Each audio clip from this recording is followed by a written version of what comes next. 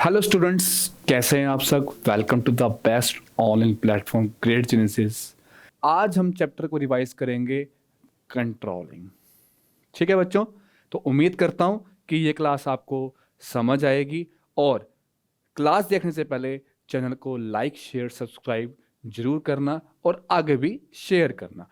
आज हमारा कंसेप्ट है बच्चों, कंट्रोलिंग। क्या है कंट्रोलिंग? हमारे 5 फंक्शन से मैनेजमेंट के। First planning, organising, staffing, directing और 5वां है कंट्रोलिंग। प्लानिंग में हम प्लान करते थे किस तरह से काम को करना है, what to do, how to do and who to do it. Organising में हम क्या करते थे? ऑर्गेनाइज करना काम को, वर्क को ऑर्गेनाइज करना। डिपार्टमेंट्स में वर्क को क्या करना? ऑर्गेनाइज करना। स्टाफिंग में क्या करते हैं बच्चों? स्टाफिंग में हम रिक्रूटमेंट करते हैं, इंप्लॉयज को अपॉइंट करते हैं। डायरेक्टिंग में डायरेक्शंस देना, गाइडलाइंस प्रोवाइड करना, मोटिवेशंस देना, ये सब डायरेक्टिंग का पार्ट है। आज हमारा कंसेप्ट है कंट्रोलिंग। क्या है बच्चों? कंट्रोलिंग। कंट्रोलिंग का मतलब क्या है? कंट्रोलिंग का मतलब ये है, मान लीजिए कि मैंने आपको कहा कि आपको 10 यूनिट्स प्रिपेयर करने हैं। आपको 10 यूनिट्स को मैन्युफैक्चर करना है। 10 यूनिट्स का मतलब 10 मोबाइल्स ले लेते हैं हम। आपने सिर्फ 8 किए तो 2 की कमी रहेगी। उसको, उस कमी को दूर करना, उस डेविएशन को दूर करना, ये सब क्या हमारा कंट्रोलिंग है। तो लेट्स बिगिन, शुरू करते हैं हमारा चैप्टर कंट्रोलिंग। और मैं हूं गुरजोत सिंह, आपको पता ही है। तो let's begin. First of all, meaning of controlling. देखो बच्चों, कंट्रोलिंग का मतलब क्या है? जो आपने स्टैंडर्ड बनाया है। मान लीजिए आपने स्टैंडर्ड्स बनाए, 100 पेन्स का एक स्टैंडर्ड क्रिएट किया। ऑर्गेनाइजेशन ने 100 पेन्स का एक स्टैंडर्ड सेट किया और आपने, ये क्या हमारा स्टैंडर्ड परफॉर्मेंस। क्या है बच्चों? Standard performance. आपने जो एक्चुअल परफॉर्मेंस किया, हम with the help of board इसको समझते हैं कंट्रोलिंग का प्रैक्टिकल कंसेप्ट कैसे होता है। देखो बच्चों, जो हमारे स्टैंडर्ड्स थे, क्या थे बच्चों? स्टैंडर्ड्स। हमने कहा कि हम 100 पेन्स बनाएंगे और एक्चुअल में जो हमारी परफॉर्मेंस निकली है वो हमने बनाए, मान लीजिए 90 यूनिट्स, 90 पेन्स कह लेते हैं, 90 पेन्स बनाए। तो आपने 10 पेन्स कम बनाए हैं। 10 पेन्स क्या बनाए हैं बच्चों? कम बनाए हैं। आपने क्या बनाया बच्चों? 10 पेन कम बनाए हैं। उसको आप क्या करोगे? कैसे करोगे? कैसे निकालोगे? स्टैंडर्ड को एक्चुअल से क्या करते हो बच्चों? कंपेयर किया जाता है। स्टैंडर्ड और एक्चुअल को आपस में कंपेयर किया जाता है। उस कंपेयर के बेसिस पे आप क्या निकालते हैं? डेविएशंस निकालते हैं, मतलब कमी निकालते हैं। उस डेविएशन को क्या करोगे? ये जो 10 आया है हमारा, इसे क्या कहेंगे हम? डेविएशन। क्या कहेंगे? डेविएशन। इस डेविएशन को हम क्या करेंगे? स्टडी करेंगे कि भाई क्या कारण रहे, ऐसे क्या क्या रीजंस रहे जिससे हमारे टारगेट्स कंप्लीट नहीं हुए। ठीक है बच्चों, ये प्रैक्टिकल पोर्शन था। तो देखिए ध्यान से लिखा क्या हुआ है। देखो, controlling function can be defined as a comparison. हम क्या कर रहे हैं बच्चों? कंपेयर कर रहे हैं एक्चुअल परफॉर्मेंस को प्लान परफॉर्मेंस के साथ।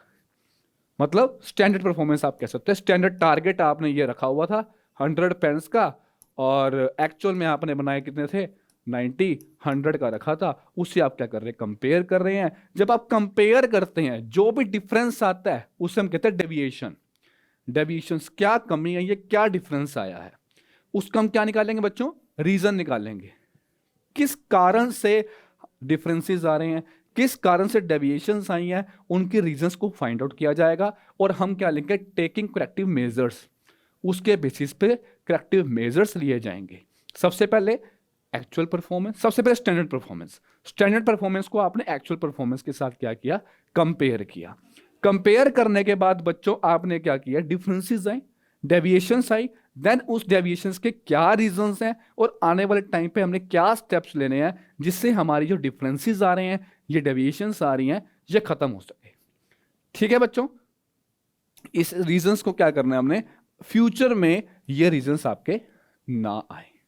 ठीक, तो शुरू है। चलिए, तो controlling is a very important managerial function. It is concerned with taking necessary measures. आपको क्या लेने बच्चों? नेसेसरी मेजर्स लेने पड़ेंगे, मतलब करेक्टिव एक्शंस लेने हैं जिससे आप अपने ऑर्गेनाइजेशन के ऑब्जेक्टिव्स क्या कर सको? अचीव कर सकते। तो आगे बढ़ते हैं बच्चों, क्या है देखिए, नेचर ऑफ कंट्रोलिंग। कंट्रोलिंग के क्या नेचर्स हैं, हमारे क्या फीचर्स रहेंगे, क्या करेक्टरिस्टिक्स रहेंगे, स्टडी करते हैं। कंट्रोलिंग से गोल ओरिएंटेड फंक्शन। देखो बच्चों, कंट्रोलिंग जो है वो एक गोल ओरिएंटेड फंक्शन है। कंट्रोलिंग क्या है? एक गोल ओरिएंटेड फंक्शन है। मतलब क्या है कि जो कंट्रोलिंग करते हैं, जो कंट्रोल कर रहे हो, मान लीजिए कि ऑर्गेनाइजेशन है, वो क्या करती है, एक प्लान को फॉलो करती है। क्या कर रही है? एक प्लान को फॉलो। मतलब वो क्या है? एक गोल ओरिएंटेड। जो उसने प्लान बनाया है कि क्या काम करना है, किस तरीके से काम करना है, किसके लिए बनाया है, ऑब्जेक्टिव्स को पूरा करने के लिए उसने एक प्लान बनाया है। उसे क्या बनाया है? प्लान बनाया है। क्या हम उस प्लान के अकॉर्डिंग चल रहे हैं?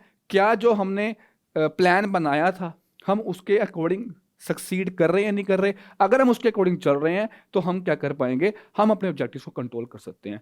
अगर हम कंट्रोल नहीं कर रहे, अपने प्लान्स को ही नहीं कंट्रोल कर रहे, तो हम गोल अचीव नहीं कर सकते। अगर हम अपने प्लान के हिसाब से नहीं चलते तो हमें कंट्रोलिंग की जरूरत पड़ेगी। कंट्रोलिंग की जरूरत पड़ेगी, नहीं पड़ेगी? पड़ेगी। तो ही इसे कहा जाता है controlling is a goal oriented function. ठीक है बच्चों। नेक्स्ट आता है controlling in all pervasive function. Pervasive का मतलब होता है यूनिवर्सल, हर जगह जो अप्लाई होती है। कंट्रोलिंग हर जगह अप्लाई होती है। Controlling is not the task of top level of manager. Her manager का क्या है? रिस्पॉन्सिबिलिटी बनती है कि वो कंट्रोलिंग करे, चाहे वो टॉप लेवल है, मिडिल लेवल है, लोअर लेवल है। आपके पेरेंट्स हैं, अगर आप अपनी रियल लाइफ सिचुएशंस में देखो तो आपके पेरेंट्स हैं, आपको कंट्रोल में रखते हैं। यूनिवर्सल कंट्रोलिंग हर जगह लग रही है। कंट्रोलिंग क्या है? हर जगह अप्लाई हो रही है। आपके पेरेंट्स आपको कंट्रोल में रखते हैं, आपके टीचर्स हैं आपको कंट्रोल में रखते हैं। ये सब क्या है? कि आप अपने टारगेट से भटको ना, आप अपने डायरेक्शंस चेंज ना करें जो नेगेटिव की तरफ जाए। जिस तरह से क्या करना पड़ता है? कंट्रोलिंग करना पड़ता है। क्या करना पड़ता है बच्चों? कंट्रोलिंग करना पड़ता है। जिस तरह से जो प्लान बनाया गया है हम उसके अकॉर्डिंग ही चलते रहें, तभी कंट्रोलिंग क्या है? कामयाब है। और यूनिवर्सल है, हर जगह हर लेवल पे क्या रहती है बच्चों? ये यूज होगा, चाहे वो टॉप लेवल है, मिडिल लेवल है, डिपार्टमेंट वाइज कह लो, जैसे मर्जी कह लो, हर जगह आपका क्या होगा? कंट्रोलिंग लगेगी। उसके बाद आता है भाई कंट्रोलिंग क्या है? Both backward looking as well as forward looking function. Backward looking भी है और फॉरवर्ड लुकिंग भी है। अरे इधर उधर क्या देखा जा रहा है? मतलब क्या है? कंट्रोलिंग क्या है? आपका बैकवर्ड लुकिंग भी है as well as forward looking भी है। कैसे हैं समझते हैं। देखो, controlling is a backward looking function as manager compare the, जो आपने काम किया है उसको स्टैंडर्ड परफॉर्मेंस को और एक्चुअल परफॉर्मेंस को क्या किया जाता है बच्चों? कंपेयर किया जाता है। मतलब जो आपने काम कर लिया, लुकिंग बैकवर्ड की बात कर रहा हूं सबसे पहले मैं, जो काम कर लिया, बैक में जो काम कर लिया उसकी बात कर रहे हैं। तो कंट्रोलिंग क्या है? बैकवर्ड फंक्शन है। आप कंपेयर कर रहे हैं स्टैंडर्ड परफॉर्मेंस को। कंपेयर करना होगा, किसे कंपेयर करना होगा भाई? प्लान परफॉर्मेंस को एक्चुअल परफॉर्मेंस के साथ आपको कंपेयर करना पड़ेगा। ठीक है बच्चों, क्योंकि बैकवर्ड की बात हो रही है, जो आप काम कर चुके हो उससे आप कंपेयर कर रहे हो। ठीक है बच्चों। अब फॉरवर्ड लुकिंग क्यों है? अब ये फॉरवर्ड लुकिंग की है। फॉरवर्ड लुकिंग इसलिए है, जो हमने प्लान्स बनाए थे, मान लीजिए जो हमने प्लान्स बनाए थे, हमने अपने ऑब्जेक्टिव्स पूरे नहीं किए, हमने अपने ऑब्जेक्टिव्स को पूरा नहीं कर पाया। ऐसी क्या कमी रहेगी? ऐसे क्या कमी रहेगी? हमें रीजंस निकालने पड़ेंगे। और उन रीजंस के लिए जिससे हमारा प्लान सक्सेस नहीं हुआ, हमारे ऑब्जेक्टिव्स कंप्लीट नहीं हुए, उसके लिए कंट्रोलिंग चाहिए। तो उसी प्लान को कंट्रोल करना पड़ेगा कि आने वाले फ्यूचर में ये जो फेलियर आई है हमारे ऑर्गेनाइजेशन ऑब्जेक्टिव्स की, ये ना आए। इसीलिए कंट्रोलिंग क्या है? बैकवर्ड लुकिंग भी है और फॉरवर्ड लुकिंग भी है। ठीक है बच्चों, क्या लिखा हुआ है? Controlling is a backward looking function as a manager. Manager क्या करता है? कंपेयर करता है प्लान परफॉर्मेंस को एक्चुअल परफॉर्मेंस के साथ, जिससे वो मेजर कर सके एक्चुअल परफॉर्मेंस को और फ्यूचर में ये चीजें ना हो। ये हमारा क्या है? Controlling is a backward. Controlling is a forward because it does not and only comparing. सिर्फ ये नहीं कि हमने पास्ट परफॉर्मेंस को कंपेयर कर लिया तो कंट्रोलिंग खत्म होगी। उस जो कमियां आई हैं उस प्लान में, वो चीज दोबारा से अराइज ना हो, इसलिए हमें कंट्रोलिंग करनी पड़ती है, फ्यूचर में ये मिस्टेक्स दोबारा से राइज ना हो। ठीक है बच्चों, याद रहेगा। चलो आगे बढ़ते हैं। आगे आता है हमारा बच्चों कि जो कंट्रोलिंग है ये कंटिन्यूस फंक्शन है। जिस तरह से आपको बारी बारी कंट्रोल रखा जाता है, जिस तरह से आपके पेरेंट्स, आपके टीचर्स रेगुलरली कंट्रोल करते हैं, तो क्या है वो कंटिन्यूस फंक्शन है। रोज कंटिन्यूसली आपको क्या किया जा रहा है, हर वीकली या डेली वीकली बेसिस पे आपको कंट्रोल किया जाता है कि ये काम ऐसे नहीं करना, ऐसे नहीं करना, इस तरह से करो, ऐसे करो। क्या सब कंट्रोलिंग है ना। तो कंट्रोलिंग क्या कंटिन्यूस फंक्शन है। ये नहीं कि एक बार कंट्रोलिंग कर लिया काम खत्म, ऐसा नहीं है। कंट्रोलिंग बारी बारी बारी बारी क्या होती रहती है, चलती रहती है। तो कंट्रोलिंग का मतलब आपका ये फर्स्ट फंक्शन भी बन सकता है, आपका ये लास्ट फंक्शन भी बन सकता है। ठीक है बच्चों, कंट्रोलिंग यहां थी, प्लानिंग, ऑर्गेनाइजिंग, स्टाफिंग, डायरेक्टिंग, फिर कंट्रोलिंग, फिर planning, organising, staffing, directing and controlling. जैसे मर्जी देख लें, जो हम ये कह सकते हैं कंट्रोलिंग आपका फर्स्ट फंक्शन भी है और लास्ट फंक्शन भी है। ठीक है बच्चों, आगे हमारे इंपॉर्टेंस ऑफ कंट्रोलिंग। क्या है बच्चों, इंपॉर्टेंस ऑफ कंट्रोलिंग, जिसमें पहला पॉइंट है helps in achieving organisational goals. क्या है, helps in achieving organisational goals. देखो बच्चों, आप इसमें क्या करते हैं, जो कंट्रोलिंग होगी तभी आप अपने ऑब्जेक्टिव्स को अचीव कर सकते हो। कंट्रोलिंग हेल्प करती है ऑब्जेक्टिव्स को अचीव करने में। जो कमियां आई हैं वो दोबारा से कमियां ना आए, मतलब डेविएशंस, डिफरेंसेस ना आए। जो हमने सोचा था सेम वैसे ही चलता रहे। किसकी हेल्प से, सिर्फ कंट्रोलिंग की बेसिस पे। Helps in achieving organisational goal. When the plans are made in the organisation, these are directed towards कौन से, achievement of organisational goal. Organisation goal की बात होती है। And the controlling function ensures that all the activities in the organisation take place according to plan. हमने starting में ये बात की थी कि जो हमारी ऑर्गेनाइजेशन होगी वो किसके हिसाब से चलती है, प्लान के हिसाब से। क्योंकि हमने जो प्लान सेटअप किया होता है वो हमने ऑब्जेक्टिव्स के बेसिस पे किया होता है। ऑब्जेक्टिव्स के बेसिस पे किया होता है, तो हमें किसके अकॉर्डिंग चलना पड़ेगा, प्लान्स के अकॉर्डिंग चलना पड़ेगा। तो ये हमारे ऑर्गेनाइजेशन गोल को अचीव करने में क्या करते हैं बच्चों, हेल्प करते हैं। ठीक है, आगे क्या लिखा हुआ है, अगर कोई कमियां आती हैं, कोई डेविएशंस आ रही है, कोई डिफरेंसेस आ रहे हैं, क्यों आ रहे हैं, उस पर काम करना शुरू कर दो और फ्यूचर में ये चीज दोबारा से अराइज ना हो। ठीक है बच्चों, आगे बढ़ते हैं। आगे आता है judging accuracy of standards. Judging accuracy of standards with the help of controlling. Controlling की मदद से आप अपने स्टैंडर्ड्स को जज कर सकते हैं कि स्टैंडर्ड्स मेरे लिए सही हैं जो मैंने सेट की हैं। मतलब as per according to resources आप क्या करते हैं बच्चों, as per according to resources आप क्या करेंगे, अपने स्टैंडर्ड्स को जज करेंगे। मान लीजिए कि मेरे पास सिर्फ 2 या 3 सोर्स ही हैं पढ़ने के लिए, तो आप क्या करोगे, आप अपने स्टैंडर्ड्स को जज कर सकते हो। यार मैं तो सिर्फ इतने मार्क्स ले सकता हूँ। आज आपके पास ग्रेड जेनेसिस चैनल भी है, ग्रेड जेनेसिस चैनल भी है यूट्यूब पे देखने के लिए, हमारी ऐप भी है पढ़ने के लिए, आपके पास सोर्सेज पूरे हैं। आपके पास क्या है, सोर्सेज पूरे हैं। तो आप क्या करोगे, उसी हिसाब से अपने स्टैंडर्ड्स को भी सेट करोगे। जब स्टैंडर्ड सेट हो जाएंगे तो आपका ऑब्जेक्टिव भी कंप्लीट होगा। अगर आप अपने प्लान के अकॉर्डिंग चलते हो, अगर आप हमारे चैनल के हिसाब से पढ़ते हैं, अगर आप जो पढ़ाया जा रहा है उसे फोकस में रखते हैं। क्या लिखा हुआ है, through strategic controlling we can easily जज whether the standards or the set are accurate or not। Controlling की मदद से हम इजीली क्या कर सकते हैं, जज कर सकते हैं कि जो मैंने स्टैंडर्ड्स बनाए थे क्या वो सही हैं या नहीं है। और टाइम टू टाइम उसे हम क्या करेंगे, रिवाइज करते रहते हैं। अगर इन्वायरमेंट चेंज होता है तो हमें अपने स्टैंडर्ड्स को, अपने टारगेट्स को चेंज करना पड़ेगा। ठीक है बच्चों, नेक्स्ट आता है improving employee motivation. Improving employee motivation.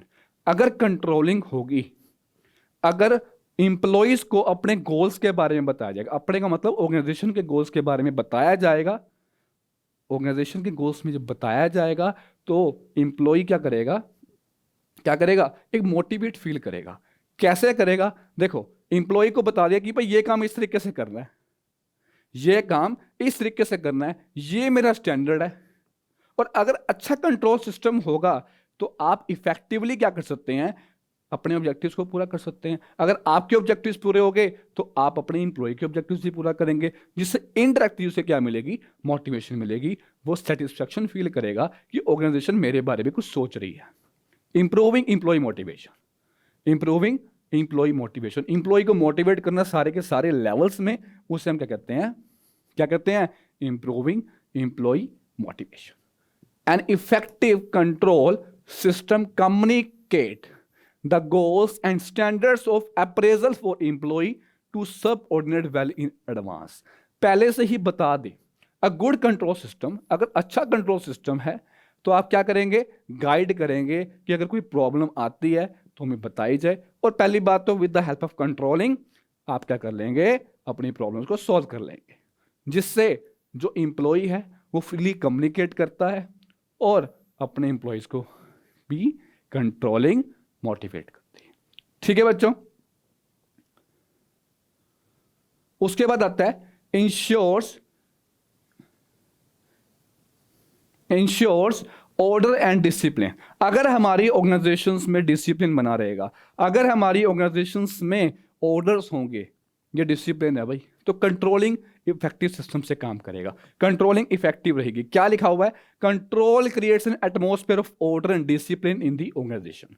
अगर इफेक्टिव कंट्रोल सिस्टम है, effective control system keeps the subordinates under check and make sure that they perform as per functions as per according to their plans. कि मतलब कि जो हमने plans बनाए गए थे, जो हमने डिसिप्लिन बनाया गया था, क्या उसके हिसाब से वो चल रहे हैं, नहीं चल रहे, ये हमारा सारा क्या है बच्चों, क्या है, ensure order and discipline with the help of controlling. आप इसे इजीली जज कर सकते हैं। ठीक है। और टाइम टू टाइम क्या कर सकते हैं बच्चों, इसे मोटिवेट भी, मतलब सॉरी मोटिवेट नहीं, मॉनिटर भी कर सकते हैं। ठीक है बच्चों। Facilitate coordination in action, facilitate coordination in action. Controlling बच्चों हेल्प करता है कि एक डिपार्टमेंट दूसरे डिपार्टमेंट से कोऑर्डिनेट करता रहे, सब मिलजुल के रहें, कहीं अगर कोई दिक्कत आ भी रही है तो उसे सॉल्व किया जाए। तो जो आपका कंट्रोलिंग है वो क्या कर रहे हैं, कोऑर्डिनेशन प्रोवाइड कर रहा है आपको, मिलजुल के रहने के लिए कह रहा है। अगर कहीं पे जरूरत है उस चीज की वो पूरी की जाए, किस तरह से कंट्रोल किया जाएगा। मान लीजिए कि एक डिपार्टमेंट में रिसोर्सेज ज्यादा हैं, एक में कम है, किस तरह से कंट्रोल किया जाएगा, ये भी इसके अंदर आएगा। ठीक है बच्चों। ओके, आगे चलते हैं। आगे आता है बच्चों लिमिटेशंस ऑफ कंट्रोलिंग। क्या आ रहा है बच्चों, लिमिटेशंस ऑफ कंट्रोलिंग, जिसमें पहला है difficulty in setting quantitative standards. देखो जो ऑर्गेनाइजेशन है वो इजिली डिटरमाइन कर सकती है कि मेरे ये स्टैंडर्ड्स हैं। मैंने कह दिया कि मैंने 100 पेन्स बनाने हैं, तो ये क्वांटिटी टर्म हुई ना, मैं इजिली क्या कर सकता हूं, सेट कर सकता हूं। बट इसे कंट्रोल करना भी तो जरूरी है। कंट्रोल का मतलब है कि आपको 100 पेन्स बनाने भी तो हैं, आपको 100 पेन्स बनाने भी तो पड़ेंगे। ये तो नहीं स्टैंडर्ड सेट कर दिया काम खत्म, आपको उस पर काम भी करना पड़ेगा। तो बहुत आप इजीली सेट तो कर लेते हैं स्टैंडर्ड्स को, बट कंट्रोल करना बहुत ज़्यादा मुश्किल हो जाती है। ये हमारे लिए क्या है, लिमिटेशन है कंट्रोलिंग की। हम कई बार ऐसे स्टैंडर्ड्स फिक्स कर देते हैं जो कंट्रोल करने के बाहर हैं। ठीक है बच्चों। For example it is difficult to measure the human behaviour, मतलब आप क्वालिटेटिव नेचर को तो इग्नोर ही कर रहे हैं, क्वालिटेटिव नेचर को तो क्या किया जा रहा है, इजिली इग्नोर ही किया जा रहा है, क्वांटिटी पे ज्यादा फोकस हम रख रहे हैं। ठीक है बच्चों। सेकंड आता है little control on external factors. आप अपने इंटरनल फैक्टर्स को कंट्रोल कर सकते हैं, आप अपने पॉलिसीज, स्ट्रेटजीज, रूल्स को सबको मॉडिफाई कर सकते हैं, चेंज कर सकते हैं, बट आप एक्सटर्नल इन्वायरमेंट को, एक्सटर्नल फैक्टर्स को चेंज नहीं कर सकते। आप इंटरेस्ट रेट आप नहीं चेंज कर सकते, शेयर मार्केट का रेट मतलब शेयर मार्केट आप नहीं चेंज कर सकते, पॉलिसीज आप नहीं चेंज कर सकते। तो वहां पे कंट्रोलिंग किसी काम की नहीं है, सिर्फ और सिर्फ कंट्रोलिंग इंटरनल फैक्टर में अप्लाई करती है, एक्सटर्नल में काम नहीं आती, तभी ये इसकी लिमिटेशन बनती है। लास्ट आता है हमारा कॉस्टली अफेयर। बहुत ज़्यादा टाइम लग जाता है, टेक्निक्स लगती हैं कंट्रोल करने के लिए, एक्सपेंसिव है। Controlling is an expensive process which means that every employee performance has to be measured. हर एम्प्लॉय की मेजर की जाएगी, क्या परफॉर्मेंस दी है, उसे रिपोर्ट किया जाएगा, इवेल्युएट किया जाएगा, क्या कमियां आई हैं। टाइम भी कंज्यूमिंग है, टाइम भी बहुत लगेगा, टेक्निक्स भी लगेंगी, दिमाग भी लगेगा, ये सब क्या है? Controlling is an expensive. ठीक है बच्चों, अब आता है relationship between planning and controlling. Planning और कंट्रोलिंग का आपस में क्या रिलेशन है? प्लानिंग का रिलेशन क्या है किससे? कंट्रोलिंग से। देखो प्लानिंग एक ब्लूप्रिंट है। क्या है बच्चों? एक ब्लूप्रिंट की तरह काम करते हैं कि आपने फ्यूचर में किस तरीके से काम करना है, ये सब आपकी प्लानिंग है। ये सब क्या है? आपकी प्लानिंग है कि आपने इस तरीके से काम करना है। आपने पहले से कह दिया, क्या बताया था? What to do, what to do, how to do, who when to do it. ये सब क्या है बच्चों? ये सब क्या है? प्लानिंग है। ठीक है बच्चों, ये सब क्या है? प्लानिंग है। What to do, when to do, who to, how to do, who for whom to do it, सब प्लानिंग है। इमेजिनेशन, फोरसाइट, साउंड जजमेंट करना, thinking before doing, thinking beforehand, सब प्लानिंग है। कंट्रोलिंग की बात करो तो आप क्या करते हैं? अभी बताया था, आप अपनी एक्चुअल परफॉर्मेंस को अपनी स्टैंडर्ड परफॉर्मेंस के साथ, मतलब आप अपनी मेजर्ड परफॉर्मेंस के साथ क्या करते हैं बच्चों? कंपेयर करते हैं। क्या करते हैं? कंपेयर करते हैं। ठीक है बच्चों, और क्या लेते हैं? करेक्टिव एक्शंस लिए जाते हैं। उसके बाद आता है नेचर एंड कंसेप्ट। क्या आ रहा है बच्चों? Nature and concept. Nature and concept में आपने क्या डिफाइन करना है? आपको अपना मीनिंग डिफाइन करना है। प्लानिंग क्या है, कंट्रोलिंग क्या है। प्लानिंग का मतलब, planning is the basic function of every enterprises. In planning we decide what is to be done, how is it to be done, when to do it, by whom to do it, कौन करेगा, कैसे करेगा, काम क्या वो होगा। ये सब का सब प्लानिंग है। जो हमने प्लान सेट किए थे उसके बेसिस पे हम काम करेंगे, ये प्लानिंग है। ये सब प्लानिंग है। क्या है? प्लानिंग। कंट्रोलिंग का मतलब क्या है? कंट्रोलिंग का मतलब क्या है कि आप क्या करते थे? कंपेयर करते थे एक्चुअल परफॉर्मेंस को स्टैंडर्ड परफॉर्मेंस के साथ। मैंने क्या दिया कि आपको मार्क्स लेने हैं 10/10, आपने लिए 8/10। भाई 2 मार्क्स कम क्यों आए? 2 मार्क्स आपके क्यों कम आए? ऐसा क्या हो गया था कि 2 मार्क्स आपके कम आ गए? क्या कारण रहे? क्यों डिफरेंसेस आई हैं? सोल्यूशन निकालोगे। सोल्यूशन क्या है? Great genesis. ठीक है, तो controlling means keeping a check that everything in accordance with plan and if there is any deviation taking preventive measures. कोई कमी आती है, डेविएशंस, डिफरेंसेस आ रहे हैं, तो आप क्या करोगे? प्रिवेंटिव मेजर्स लोगे। ठीक है बच्चों, नेक्स्ट आता है बच्चों, planning and controlling are interdependent and interlink. दोनों आपस में क्या है? इंटरलिंक करते हैं। विदाउट प्लानिंग कंट्रोलिंग नहीं हो सकती। क्यों नहीं हो सकती? अगर हमने कोई प्लान ही नहीं किया, अगर हमने कोई प्लान ही नहीं किया तो भाई किससे कंट्रोल करोगे? आपने कोई स्टैंडर्ड्स ही नहीं बनाए, आपने एक्चुअल परफॉर्मेंस दे दी, किसके साथ कंपेयर करोगे? तो कंट्रोलिंग पॉसिबल नहीं है। नहीं है possible. Without planning controlling possible नहीं है। आपने प्लान बना लिया बट कंट्रोल नहीं किया। आप प्लान बनाते जा रहे हैं बट आप कंट्रोल तो कर ही नहीं रहे हैं, अपने स्टैंडर्ड्स को अचीव कर ही नहीं रहे हैं। तो वो प्लान बनाने का कोई फायदा नहीं है। हमें प्लानिंग और कंट्रोलिंग दोनों को साथ लेके चलना है। तो controlling is based on planning. If an organisation does not plan its objective in advance, तो भाई किसके बेसिस पे हम प्लान, किसके बेसिस पे हम क्या करेंगे? क्या करेंगे? कंट्रोल करेंगे, कंपेयर करेंगे। किसके बेसिस पे करेंगे जब हमारे पास प्लान ही नहीं होंगे? तो प्लानिंग विदाउट कंट्रोलिंग।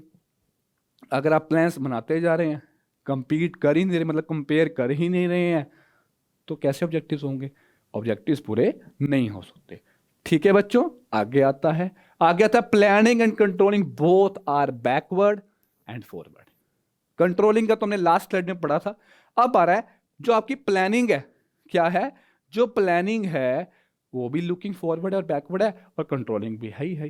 क्या पढ़ा था? कंट्रोलिंग बैकवर्ड की होती है। चलो बताओ, कंट्रोलिंग बैकवर्ड इसलिए होती है कि भाई जो हमने काम किए हैं, मतलब स्टैंडर्ड को एक्चुअल परफॉर्मेंस के साथ कंपेयर किया जाता है, तो कंट्रोलिंग बैकवर्ड हुई। कंट्रोलिंग क्या हुई बच्चों? बैकवर्ड। क्या होता है? Because like a postmortem of past activity, जो आपने काम किया है, मैनेजर क्या करता है? कंपेयर करता है और डेविएशंस निकालता है। ये क्या? Controlling is a backward. अब कंट्रोलिंग, सॉरी, प्लानिंग भी क्या आपकी बैकवर्ड है। अब प्लानिंग बैकवर्ड कैसे होगी? प्लानिंग तो मुझे फ्यूचर के लिए काम करती है। प्लानिंग बैकवर्ड इसलिए है कि पास्ट एक्सपीरियंसेस के बेसिस पे आप प्लान करते हैं कि भाई पिछले बार मेरे ऑब्जेक्टिव्स कंप्लीट हुए, प्लान को थोड़ा चेंज कर दिया जाए।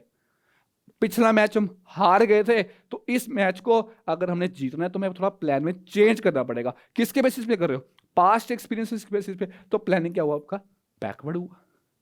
ठीक है, प्लानिंग फॉरवर्ड है। किस लिए होती है हमेशा प्लानिंग? फ्यूचर के लिए। किसके लिए होती है? फ्यूचर के लिए। फ्यूचर आपका अनसर्टेन है, आप पहले से सोच रहे हैं कि इस काम को इस तरीके से किया जाए तो ज्यादा बढ़िया रहेगा, कैसे किया जाए, ये सब क्या बच्चों? प्लानिंग है। What is to be done, what is to be done, how is to be done, is a planning. Controlling भी फॉरवर्ड है। कंट्रोलिंग भी फॉरवर्ड है। ये कैसे? जो आपने प्लान्स बनाए थे, आपने प्लान्स बनाए थे, आप उसमें सक्सेस नहीं हुए, तो जब आप दोबारा से क्या करोगे, नया प्लान बनाओगे, तो आप कंट्रोलिंग करोगे। क्या करोगे? कंट्रोलिंग करोगे। और जो कमियां आई उस प्लान के बेसिस पे, उसे दोबारा क्या किया जाएगा? क्या किया जाएगा? सही किया जाएगा। तो ये सब क्या है? कंट्रोलिंग क्या है आपका? फॉरवर्ड लुकिंग है, कि फ्यूचर में ऐसी डेविएशंस दोबारा से ना आए। Planning is prescriptive whereas controlling is evaluative. Planning में बच्चों आप क्या करते हो? प्लानिंग में आप क्या कर रहे हो? थिंकिंग, सोच रहे हैं कि काम को किस तरीके से करना है। बट कंट्रोलिंग में आप क्या करते हो? कंपेयर करते हो, चेक करते हो कि जो काम किया है, जो सोचा था और जो किया है, पूरा हुआ है या नहीं हुआ। Planning is basically intellectual process involving a lot of thinking comparison to prescribe a particular course of action, जिससे आपके ऑब्जेक्टिव्स अचीव हो पाए। Controlling on the other hand evaluate और check whether the desired course of action is followed or not. ठीक है बच्चों, आगे चलते हैं। आगे आता है हमारा प्रोसेस, 5 स्टेप्स हैं। Setting performance standards, measurement of actual performance, उसी मेजर के बाद में कंपेयर करेंगे, कंपेयर करने के बाद हम एनालिसिस ऑफ डेविएशंस, डेविएशंस के बाद में हम क्या लेंगे? एक्शंस लेंगे। तो क्या है हमारा फर्स्ट पॉइंट? फर्स्ट पॉइंट है हमारा कंट्रोलिंग प्रोसेस का फर्स्ट स्टेप है सेटिंग अप ऑफ स्टैंडर्ड्स, मतलब आपके टारगेट्स। सबसे पहले तो बच्चों आप टारगेट सेट करोगे कि मेरे क्या टारगेट्स रहेंगे, आप उसे सेट करोगे। करोगे नहीं करोगे? करोगे। कि भाई अगर मान लेते हैं, एक एग्जांपल से समझते हैं, वही सेम अगर एग्जांपल है 100 पेन्स बनाने थे, ये आपका क्या बच्चों? टारगेट है। क्या है? टारगेट है। अब जो टारगेट किया है, ये आपके रिसोर्सिस के अकॉर्डिंग होना चाहिए। ये नहीं कि ज्यादा से ज्यादा टारगेट रख दिए जाए, ये नहीं कम से कम रख दिए जाए। ये क्या होना चाहिए? आपके एज पर रिसोर्सेज के हिसाब से आपको अपने टारगेट्स फिक्स करने हैं, ना तो ज्यादा हो ना कम हो। जिस हिसाब से हमारी एबिलिटी है, कैपेसिटी है, उस हिसाब से हम स्टैंडर्ड फिक्स करेंगे। ठीक है बच्चों, तो क्या लिखा हुआ है? Standards measure, standard means target against which the actual performance is made. Measure, आप एक्चुअल परफॉर्मेंस को क्या कर रहे हो? मेजर कर रहे हो। The standard become basis for comparison and the manager insist on the following. देखो स्टैंडर्ड के बेसिस पे बच्चों आप क्या करते हो? कंपेयर करते हैं आप एक्चुअल परफॉर्मेंस के साथ। ठीक है बच्चों, फिर आता है मेजरिंग ऑफ परफॉर्मेंस। क्या आ रहा है बच्चों? Measuring of performance. आप परफॉर्मेंस को क्या करोगे? मेजर करोगे। जो आपने काम किया है उसे मेजर किया जाएगा।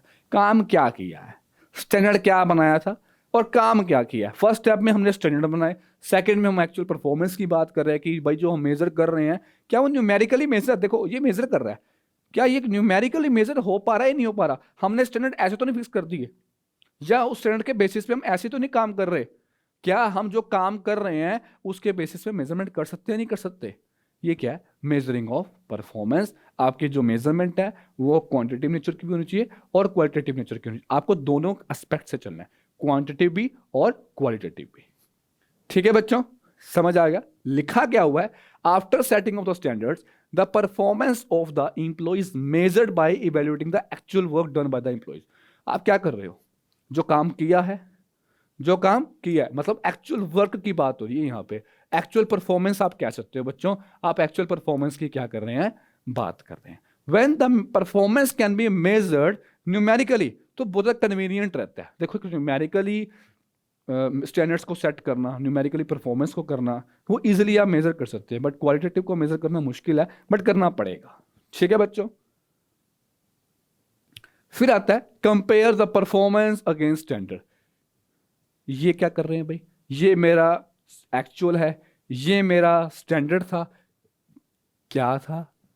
कंपेयर। आप क्या कर रहे हो? कंपेयर कर रहे हो। ये मेरे एक्चुअल है, ये मेरे स्टैंडर्ड है। देख रहे हो कितना काम हुआ है, कितना काम नहीं हुआ। अगर कोई कमी आती है, कोई मिसमैच आता है, तो मैनेजर क्या करेगा? क्या डेविएशंस निकली हैं, क्या डिफरेंसेस आए हैं, चलो स्टडी करते हैं। After measuring the performance, the manager compare the actual performance किसके साथ? प्लान्ड परफॉर्मेंस, मतलब स्टैंडर्ड परफॉर्मेंस की बात की जा रही है। If this a match in both then the controlling function end there only. अगर आपकी स्टैंडर्ड परफॉर्मेंस, देखो बच्चों, अगर आपकी स्टैंडर्ड परफॉर्मेंस क्या करती है, स्टैंडर्ड परफॉर्मेंस अगर क्या कर रही है, मैच कर रही है, अगर किसके साथ मैच कर रही है, एक्चुअल परफॉर्मेंस के साथ, तो आपने कंट्रोलिंग जो की है बहुत अच्छे ढंग से की है, बहुत अच्छी की है, आपकी इफेक्टिव कंट्रोलिंग है। क्या है बच्चों? Effective controlling. अगर आपने भाई अगर ये मैच नहीं होता तो क्या बन जाएगी? In effective controlling. कंट्रोलिंग ढंग से नहीं पड़ी, क्या कारण रहे थे उसके बारे में निकालोगे, ये सब किसके अंदर आएगा? Compare the performance. फिर आता है एनालिसिस डेविएशंस। आपने स्टार्टिंग में स्टैंडर्ड सेट किए, उसके बाद मेजरमेंट की, परफॉर्मेंस की, देन कंपेयर किया, कुछ डिफरेंसेस आए। 100 सोचे थे 80 पेंस बने, 100 सोचे थे 90 पेंस बने। ये सब क्या? डेविएशंस हैं। किसी कमी आई 10 यूनिट्स की, 20 यूनिट की, 10 ज्यादा भी बन सकते हैं, 20 ज्यादा भी बन सकते हैं। ये सब क्या? आपके डिफरेंसेस हैं, ये आपके डेविएशंस हैं। ठीक है, तो भाई ये क्या कर रहे हैं? एनालिसिस कर रहे हैं डेविएशन, क्या कमी रह गई, क्या कारण रहे हैं कि हमारी डेविएशन क्यों आई है। तो आप ये दो तरीके से कर सकते हैं। आइए देखते हैं कौन से दो तरीके हैं। उससे पहले एक बार आपको बता देते हैं लिखा क्या हुआ है। All the deviations need not to be brought to the notice. देखो बच्चों, सारे के सारे डेविएशन टॉप मैनेजमेंट नोटिस में नहीं लेके आ सकते, तो एक रेंज बना दी जाती है। अ range of deviation should be established and only cases, अगर उस रेंज से बाहर जाता है तो वो टॉप लेवल देखेगा। कौन देखेगा? टॉप लेवल देखेगा। कोई इनसिग्निफिकेंट है, कोई माइनर सी मिस्टेक आ रही है, तो वो कौन देखेगा? इग्नोर ही कर दिया जाएगा। अगर वो रेंज से बाहर जाता है तो क्या आ जाएगा? हमारा क्या आ जाएगा? टॉप मैनेजमेंट आ जाएगी। ऐसे कौन कौन से दो पॉइंट्स थे, दो कैटेगरी से? पहला क्रिटिकल पॉइंट कंट्रोल। देखो क्रिटिकल पॉइंट कंट्रोल, की एरियाज, की रिजल्ट एरियाज की बात की जा रही है कि भाई इस पे फोकस किया जाएगा जिससे हमारी पूरी की पूरी ऑर्गेनाइजेशन पे अफेक्ट डाल सकता है, पूरी ऑर्गेनाइजेशन की परफॉर्मेंस पे अफेक्ट डाल सकता है। उसे क्या किया जाएगा बच्चों? एनालिसिस किया जाएगा, उसे देखा जाएगा। मेन पॉइंट्स की बात की जा रही है। मेन पॉइंट्स वो चीजें जो आपके बिजनेस पे अफेक्ट डाल सकती हैं, बिजनेस के डिसीजंस पे। मान लीजिए आपने एक डिसीजन ले लिया जिससे आपके बिजनेस पे बहुत नेगेटिव इफेक्ट पड़ा, ये सब क्या? क्रिटिकल पॉइंट कंट्रोल है। क्या है बच्चों? क्रिटिकल पॉइंट कंट्रोल है। मान लीजिए कि आपके पास है फरारी कार। क्या है? Ferrari car. अगर उसका रेट अगर मैं 1 लाख से बढ़ा भी देता हूं, अगर मैंने 1 लाख से क्या कर दिया, बढ़ा भी दिया, तो इतना फर्क नहीं पड़ेगा, नहीं पड़ेगा। लग्जरी पर्सन के पास इतना फर्क नहीं पड़ेगा। बट अगर मैं पेट्रोल के रेट बढ़ा देता हूं, डीजल के रेट बढ़ा देता हूं, तो अगर मैंने डीजल का 2 रुपये रेट भी बढ़ा दिया ना, मैंने तो क्या बढ़ाया, सरकार ही बढ़ाएगी तो 2 रुपये रेट भी बढ़ जाता है तो उसका इफेक्ट पूरी ऑर्गेनाइजेशन पे पड़ता है। तो मतलब क्रिटिकल पॉइंट्स पे देखना है, क्रिटिकल पॉइंट्स पे देखना है। ठीक है बच्चों, समझ रहे हो? मेन एरियाज पे फोकस करना है। क्या लिखा हुआ है देखते हैं। Critical point control states that the control system of organization should be focus more, किस पे रहेगा? की रिजल्ट एरियाज पे रहेगा, which are critical to its overall performance, जो बहुत ज्यादा क्रिटिकल रहती है। हम कहते हैं क्रिटिकल सिचुएशन है, ऐसी है, कुछ भी हो सकता है, तो क्रिटिकल पॉइंट है। अगर आपने डिसीजन ले लिया ऐसा, तो क्या है? क्रिटिकल है, आपके बिजनेस की परफॉर्मेंस पे अफेक्ट डाल सकता है। It is not easy and economical for an organization to keep a check on the every activity.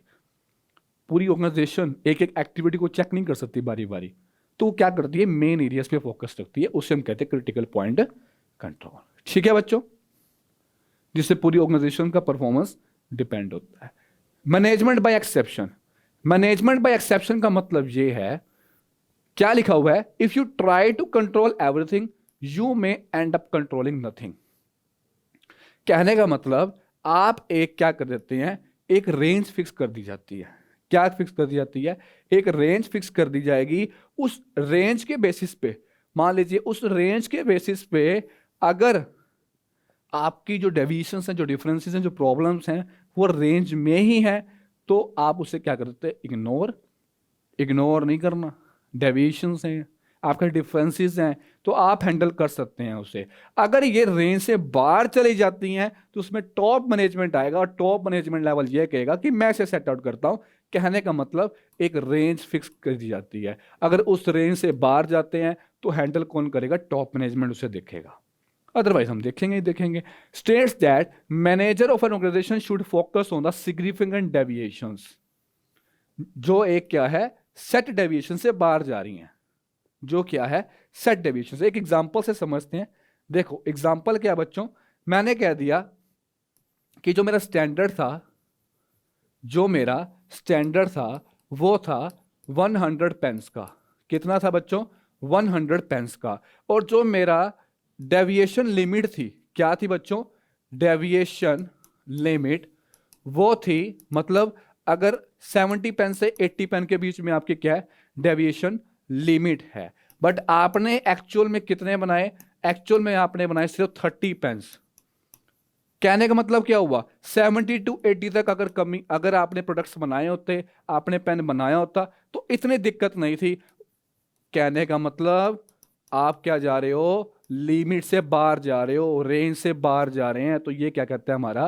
MBE, management by exception, कि जो लिमिट फिक्स की है, जो रेंज फिक्स की है, उसके बेसिस पे आपने चलना है। नेक्स्ट आता है fifth point, taking corrective measures.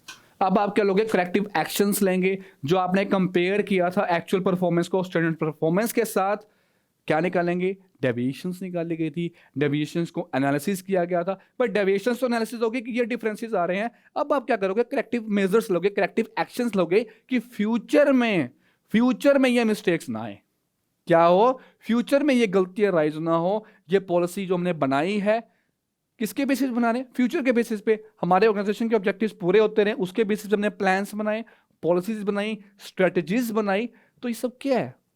खराब ना हो हमारी पॉलिसीज, तो हम क्या लेंगे? आज ही करेक्टिव मेजर्स लेंगे जिससे हमारा नुकसान नहीं होगा। तो पढ़ते हैं क्या लिखा हुआ बच्चों। देखो, on comparing the actual performance with planned performance. आप एक्चुअल परफॉर्मेंस को आप प्लान्ड परफॉर्मेंस के साथ क्या कर रहे हैं? कंपेयर करते हैं, तो कुछ डेविएशंस आती हैं, बिल्कुल आती हैं। प्लान और एक्चुअल परफॉर्मेंस में कुछ डेविएशंस आएंगी। उस डेविएशंस को रिमूव करने के लिए आप क्या लेते हो? करेक्टिव मेजर्स लेते हो। मैनेजर क्या कहेगा? Takes measures to bring back everything. आपके ऑब्जेक्टिव क्या होते रहे बच्चों? पूरे होते रहे। तो आप क्या लोगे? करेक्टिव मेजर्स लोगे। या तो अपने प्लान्स रीडिजाइन करोगे, या जो आपने परफॉर्मेंस की है उसके बेसिस पे करेक्टिव मेजर्स लोगे, या सिचुएशंस को सेम रखोगे। आपको कि डेविएशन थोड़ी बहुत ही है, चल कोई बात नहीं, आगे से ये चीज अराइज ना हो। लास्ट में आता है फीडबैक इन कंट्रोलिंग।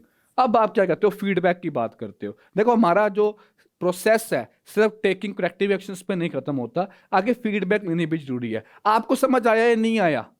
मुझे कैसे पता लगेगा? भाई कमेंट सेक्शन में लिख देना कि सर समझ आया या नहीं आया, बता देना कि सर समझ आ गया, नहीं आया वो भी बता देना। ये सब क्या है? फीडबैक। क्या है? फीडबैक। तो फीडबैक का होना बहुत जरूरी है। मैं कहता हूं कि भाई इस काम को इस तरीके से करते हैं, जो आपके लिए नेक्स्ट चैप्टर लेके आएंगे और बढ़िया तरीके से लेके आएंगे। ये सब क्या है? हाँ सर, हाँ बढ़िया होना चाहिए, जैसे ये पढ़ाया था वैसे वो पढ़ाना है बढ़िया तरीके से। ये सब क्या है? फीडबैक ही तो है। Feedback refers to the list of reasons for the deviations of the plan or inefficiency in overall working of the organizations। एक लिस्ट बना दी जाती है, क्या क्या रीजंस रहे थे, उसके बेसिस पे आप क्या करते हो? सेट करते हो। डेविएशंस इन कंट्रोलिंग, मतलब जो डिफरेंस आए थे एक्चुअल परफॉर्मेंस में और स्टैंडर्ड परफॉर्मेंस में, वो हमारा क्या था बच्चों? डेविएशंस थी। एक पॉजिटिव होती है, दूसरी हमारी नेगेटिव होती है। तो डिटेल में पढ़ते हैं। देखो स्टैंडर्ड, देखो बच्चों स्टैंडर्ड, स्टैंडर्ड मैंने रखा 100 पेन्स का ही रख रहा हूं। मैंने बनाए एक्चुअल में 80। एक्चुअल में कितने बनाए बच्चों? 80। ये मेरा नेगेटिव डेविएशन है। क्या है बच्चों? Negative deviation. मैंने 20 कम बनाए हैं तो मैं -20। मतलब एक्चुअल को आप क्या करते हो? स्टैंडर्ड में से माइनस करते हो। क्या कर रहे हो बच्चों? एक्चुअल को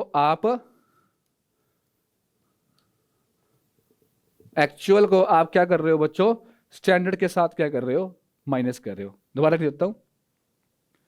देखो एक्चुअल परफॉर्मेंस